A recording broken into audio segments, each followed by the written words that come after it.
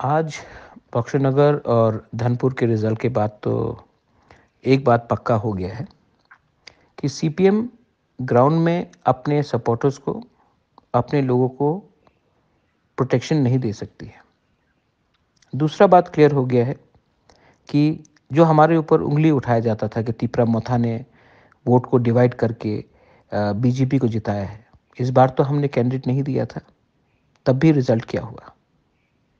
जो लोग कांच के घर में रहते हैं उनको दूसरे के ऊपर पत्थर नहीं फेंकना चाहिए। ये अहंकार से, ना हमसे सलाह करके, ना किसी से बात करके उन्होंने अपना कैंडिडेट दिया। आज रिजल्ट सबके सामने है।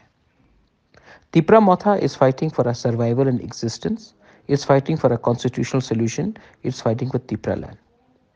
हमने आज तक किसी को मुफ्त में तोहफा नहीं दिया, बीजेपी हो या सीपीएम हो या कांग्रेस हो।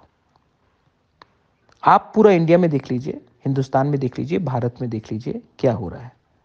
केरला में कांग्रेस फाइट कर रहा है, सीपीआईएम उसके खिलाफ फाइट कर रहा है और आम आदमी पार्टी ने भी कैंडिडेट दिया है। बीजेपी तो फाइट कर रहा है लेकिन कांग्रेस के खिलाफ सीपीआईएम और आम आदमी पार्टी फाइट कर रहा है। पश्चिम बंगाल में तृणमूल फाइट कर रहा है, बीजेपी फाइट कर रहा है और सीपीआईएम ने भी कैंडिडेट दे दिया। ये सब अपने आप को इंडिया अलायंस बोलते हैं। और त्रिपुरा में मोथा ने कैंडिडेट नहीं दिया, जबकि हम इंडिया अलायंस के पार्ट भी नहीं है, तभी भी हमारे ऊपर उंगली उठाया जाता है कि ये लोग किसी और के साथ है।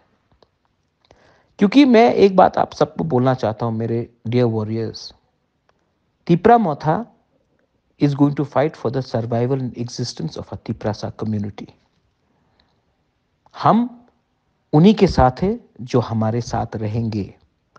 हम किसी को मुफ्त में अपना सपोर्ट नहीं देंगे। जय तिपरासा, तिपरा मोथा आइक लोकथोंग, तिपरासा आइक लोकथोंग, तिपरासा दोफा आइक लोकथोंग। This is Bubagra speaking to all of you all.